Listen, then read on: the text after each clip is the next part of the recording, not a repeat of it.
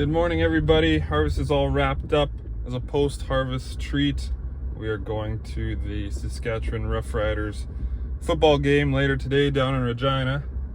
But first things first, this morning I have to water the golf course. This is hole 1 of the golf course. This is the green. I had to dig out the sod with the skid steer to make the green. Little light brush on the right side of the green, trees on the left side of the green. This is the small fairway, I guess. I had to cut this all down. It used to look like that long grass there, so cut this all down here. Just kept blowing the grass to the side, get it down, get it short as I can, and then raked it and then seeded some grass here a week ago. The tee box, tee off by those trees there. It's about 108 yards to the green. So we'll put a flood on this morning. I did yesterday or last night. Also, it's still a little bit wet out here, but I was seeded this a week ago and I still don't see any germination from the Kentucky bluegrass mixture. So I'm hoping something's gonna pop up soon.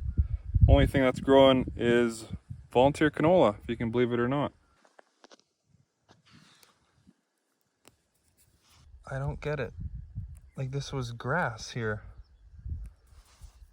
So I'm hoping soon my grass seed will emerge, but we'll put another coat on this morning. I have my 200-gallon firefighting skid unit hooked up to water the grass, hooked up to my 2-inch water transfer pump, to my 1.5-inch fire hose, and then my custom-made fire nozzle. 3-way valve here. This way the pump can suck out of the tank, or I can flip the valve and have my suction line here if I were to suck out of a slough, and then that will go through the pump and then I can fill the tank. Eventually I want to create a bypass so I can shut my nozzle off if I get a different nozzle, but the pump can continue to run and it'll bypass back into the tank, but I don't have that set up yet.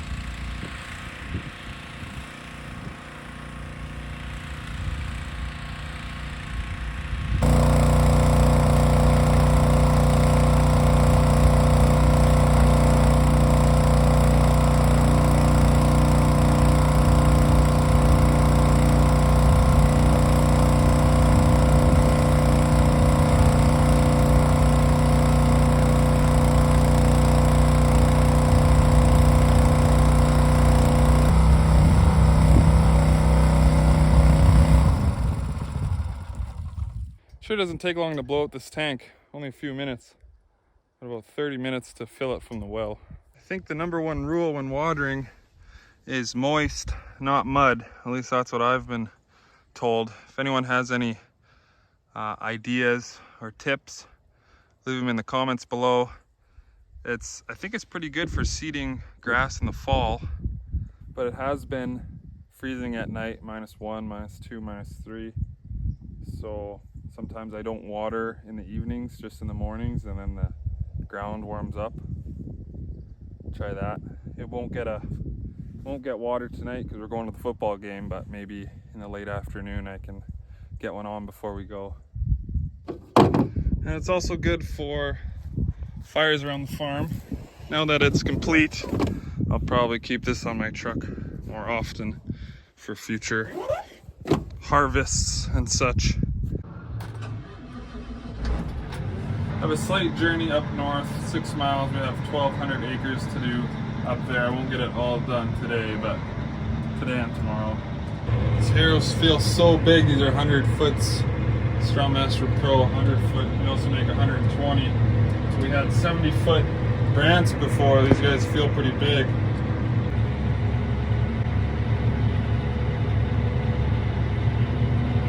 Turn on my lights. No, that's too annoying.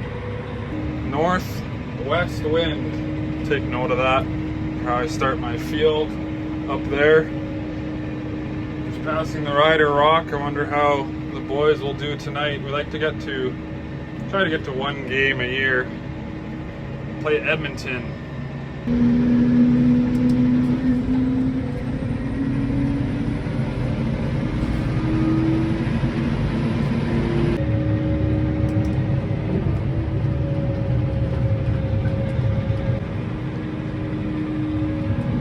Now let's see if I can unfold this thing. You need a little bit of room to back up. Nice flat piece of field to fold these wings out. I have to back these harrows up one side at a time. These hydraulics move the back wheels. There they go.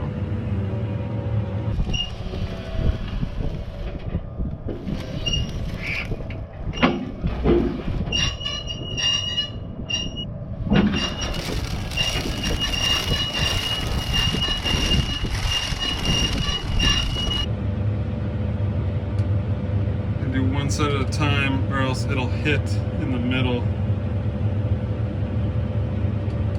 And then you lock in the support arm with that big claw in the front.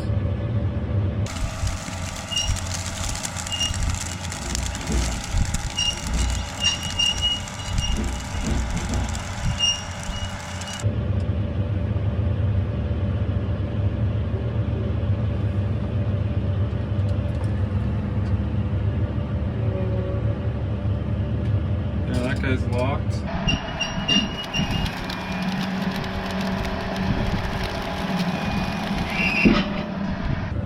Now spin those back wheels and that wing goes out. Okay, I got my job loaded. Thinks I'm going backwards, so I think that's figuring that out. Get my pressure set and then I'll have to put it into float. Just run this in float. It kind of just floats along the field. So I'll just click that ahead. Number 1's in float now. That seems to be going around. That seems to be working. I'll get some speed here. My cruise is on. 1850 RPM.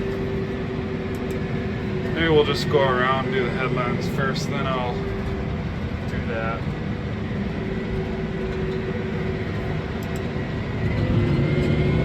It's making dust. Try not to go in Bob's field. Harrows are a little bit farther past than those tires.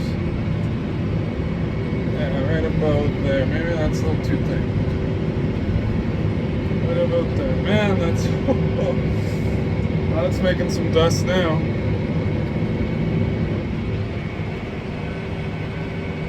Try to get rid of these sprayer tracks, so it tramps the wheat down when you desiccate. Try to break these up so we can seed through it. Just going through these power poles. Kind of got to pick your spots with this thing. I can't fit through there.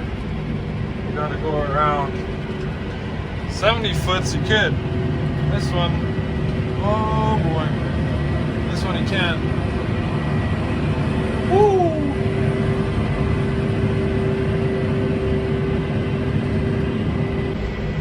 On a second pass, just trying to get to my starting corner, going across the seed row, but it's so rough in here. This is what it'd be like if you went straight across the seed row.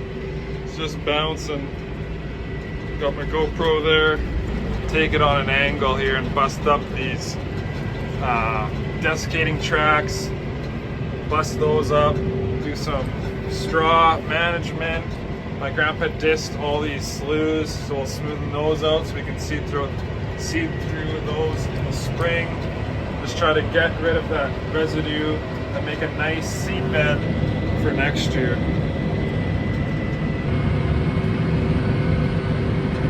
Have my line kind of towards the, I guess it'd be the northeast to the southwest, working northwest, if that makes sense. That allows me to turn out of the dust every time.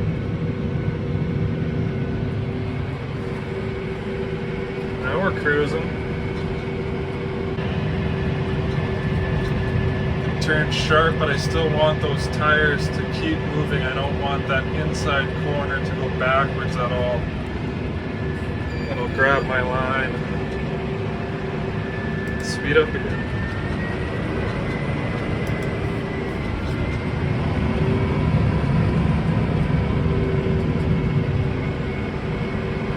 It's a little tough in the, just starting in the corner, kind of have some overlap and some misses, but once you get your line set up and on the stretch, then it's good. See, it'll bust up that desiccating track so then the drill can seed through that, make that nice seed bed. The fields are so rough, I'm gonna have to harrow, or else those shanks next year seeding into this will just be bouncing all over the place. Make this field nice and smooth.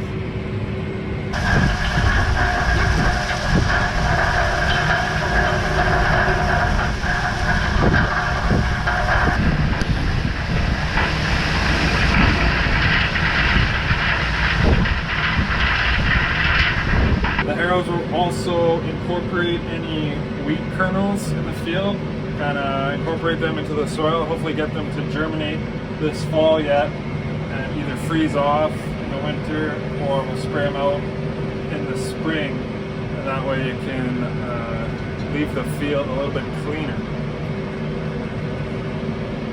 So a few things we're trying to do here. See, there's nothing left of that sprayer truck in the previous pass, so it just takes it all in the tines. Let's go take a look at what kind of job this is actually doing. And I want to check the pressure, the tine pressure.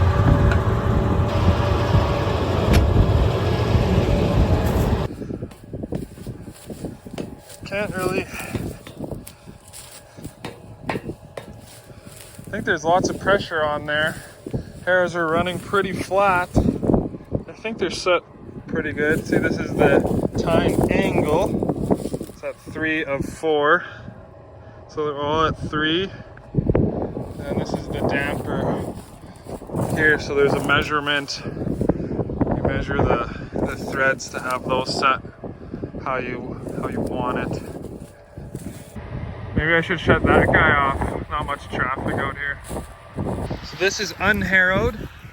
This is really rough because the seed furrows make it rough. A little bit of residue on the ground. And then here's the sprayer track with the tramped wheat from desiccating. And then here's the line of the harrows. So there's the sprayer track. And there's the sprayer track after the harrows went over it. So totally disintegrated the sprayer track, mixed it all up. So now the drill could pass through it. Also the seed rows, also nice and smooth here now. So now we could probably seed this next year the opposite way, 90 degrees if we wanted to. So some guys harrow, some guys don't. We like to harrow everything. We think it does a better job in the spring, better seed bed, and better germination. That's the difference.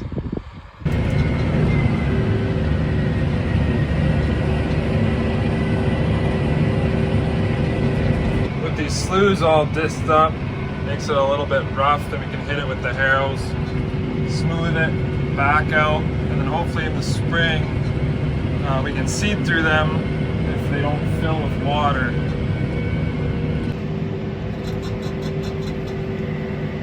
Let's try that, that's not bad.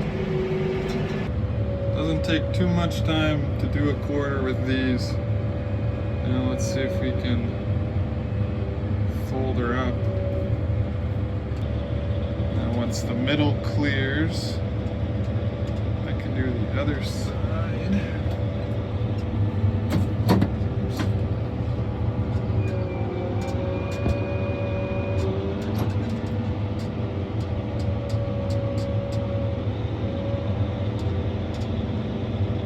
Let's see what damage I can do here for a bit before kickoff.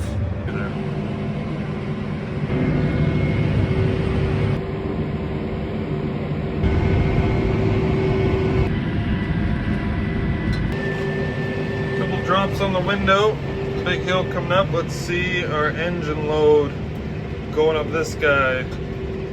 Right there at 35 right now.